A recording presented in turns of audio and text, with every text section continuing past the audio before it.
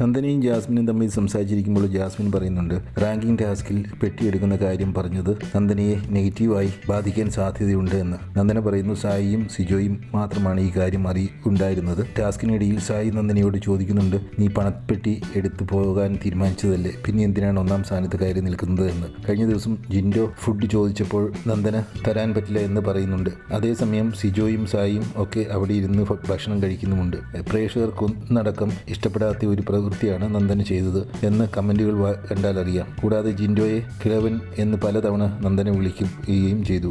ഇനി അങ്ങനെ വിളിക്കരുത് എന്ന് ജിൻഡോ പറഞ്ഞിട്ടും നന്ദന വീണ്ടും അങ്ങനെ വിളിക്കുന്നുണ്ട്. ക്യാപ്റ്റനായ ശേഷം നന്ദനയുടെ പല കാര്യങ്ങളും മറ്റ് മത്സരാർത്ഥികൾക്ക് ഇഷ്ടപ്പെടുന്നുണ്ടായിരുന്നില്ല. ഇന്നലെ ജിൻഡോ നന്ദനയെ ഉപദേശിക്കുന്നുണ്ടായിരുന്നു, എല്ലാവരെയും കണ്ണടച്ച് വിശ്വസിക്കരുത് എന്ന് പറഞ്ഞ്. ഇപ്പോൾ ഇന്നത്തെ ടാസ്ക് കഴിഞ്ഞപ്പോൾ നന്ദന അഭിഷേകിൻ്റെ അടുത്തും സായിയുടെ അടുത്തും തനിക്ക് ഇനി പണപ്പെട്ടി വേണ്ട, താൻ 50 ലക്ഷം രൂപയ്ക്ക് വേണ്ടിയാണ് ഇനി കളിക്കാൻ പോകുന്നതെന്ന് പറയുന്നുണ്ട്. ജിൻഡോയെ പരസ്യമായി ഇൻസൾട്ട് ചെയ്തപ്പോൾ മുതൽ നന്ദന നെഗറ്റീവ് ആയിക്കൊണ്ടിരിക്കുകയാണ്. ഇനി ഒരു നോമിനേഷനിൽ വന്നാൽ നന്ദന പുറത്താകും എന്നത് ഉറപ്പാണ്.